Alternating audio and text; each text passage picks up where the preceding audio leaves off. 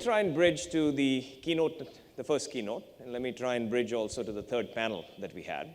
And then let me try and tell you why in 10, 15 minutes, the idea of innovation and wise innovation is something you ought to be seriously thinking about within your organizations. Keynote 1 laid out the fact that we have big development goals ahead of us.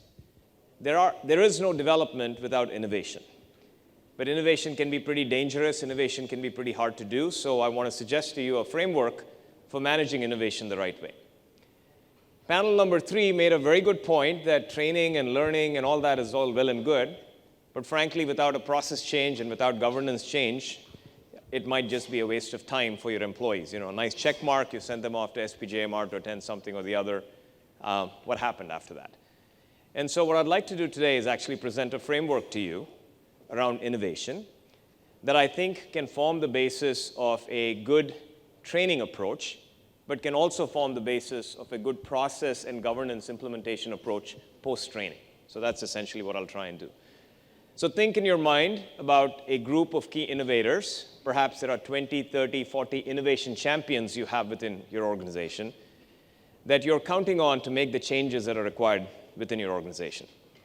Think about bringing them in for a training session and then sending them back out over a period of 6 months, 9 months in order to implement some of the kinds of concepts that we'll talk about today. So, innovation is a cheap word. It's become like a cheap suit. Everybody uses it, but it means a very specific thing. Innovation is about figuring out that we have a situation here, we want to move to a situation there, and we basically want to transition to that particular situation, right? There has to be a desire for change that propels innovation.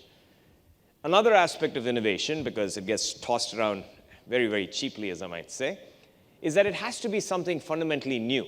And this could be something fundamentally new by way of your product, your service, your process, your policies, the way you go about your business model, any of that. There has to be a certain amount of newness or novelty. That's the nov in innovation, right? That's where that comes from.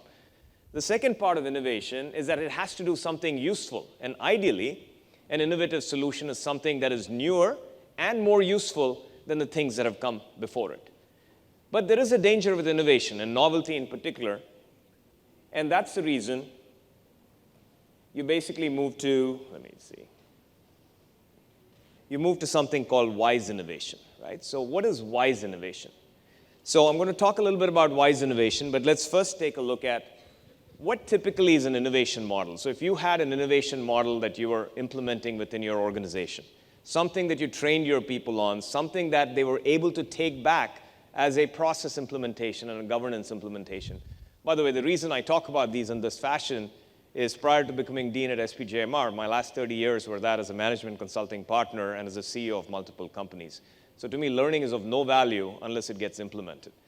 So let's just talk about how you might actually have a learning framework that actually can get implemented. There are really 3 parts to innovation if it comes down to it. Innovation consists of some outcomes that you're seeking. Innovation consists of processes or practices that you're implementing in order to achieve those outcomes.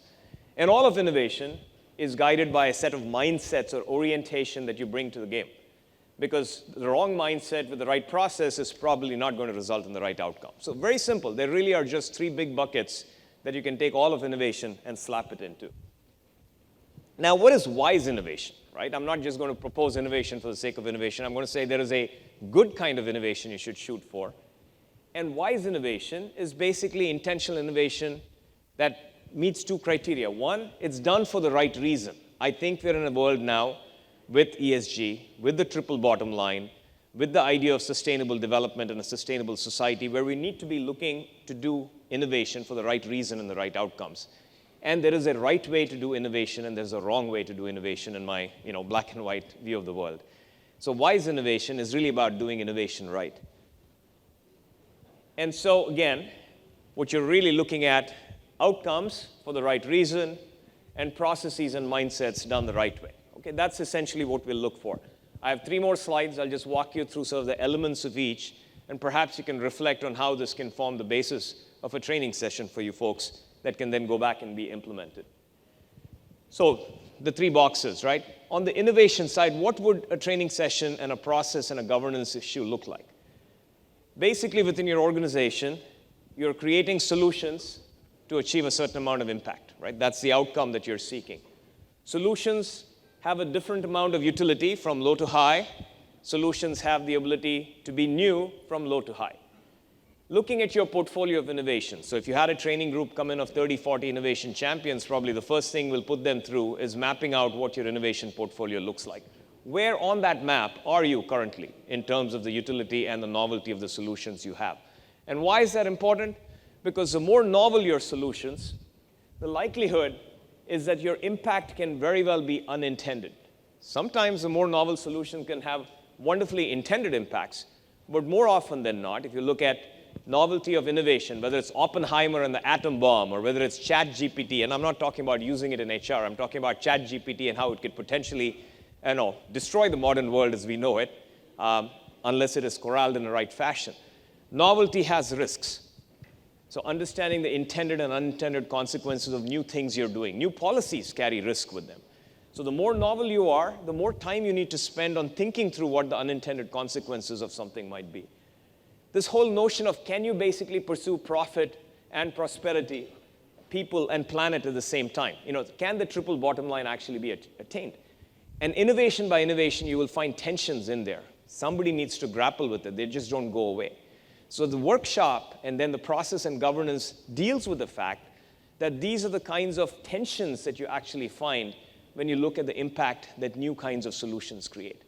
So the way one would actually do it in practice is to bring a session in, or to bring a group in, walk through a capstone-ish kind of an approach, a workshop approach, lay out your innovation portfolio, figure out what the possible consequences are, figure out what the tensions in trying to achieve the short-term and long-term and the triple P balance equation, what that leads to.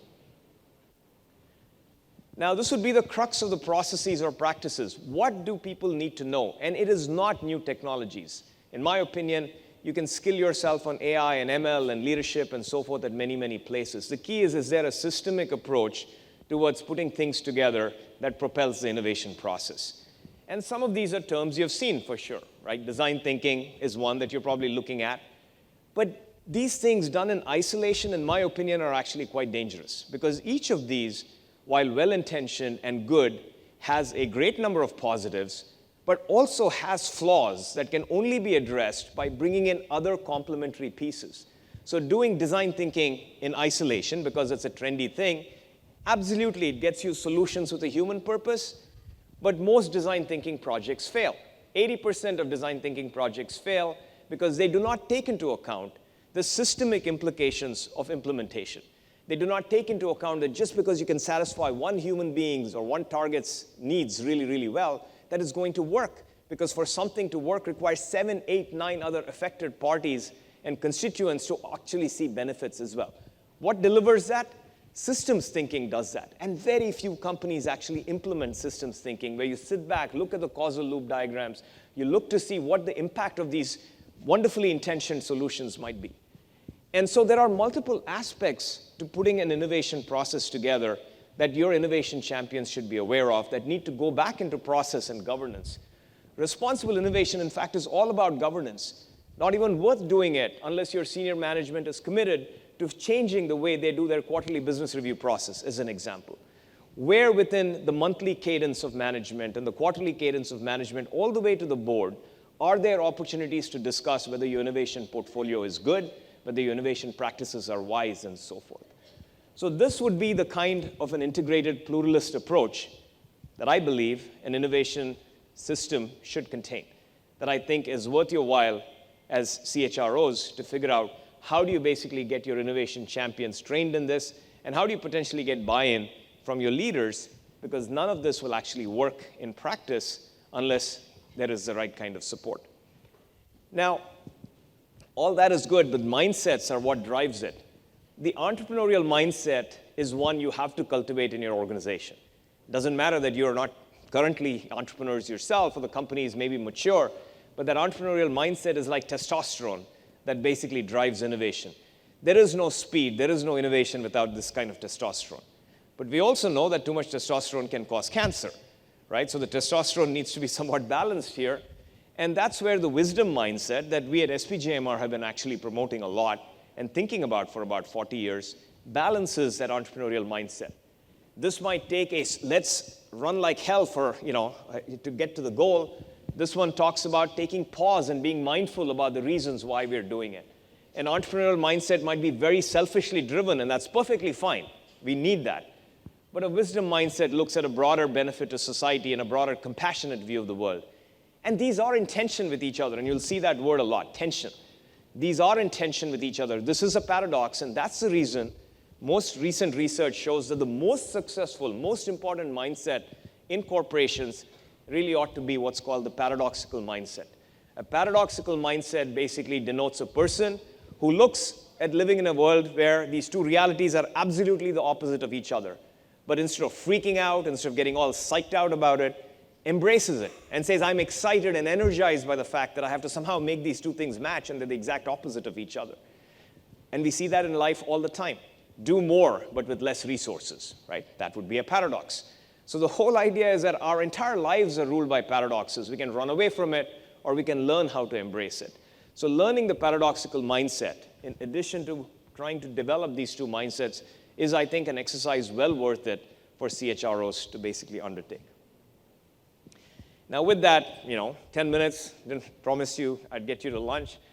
So that's what I'd ask you to reflect on. I'd ask you to reflect on the fact that besides the usual talk about upskilling and getting people on the right path and the Gen Zs and what they want and giving people purpose and so forth, all that is true. But I think there is no progress without innovation.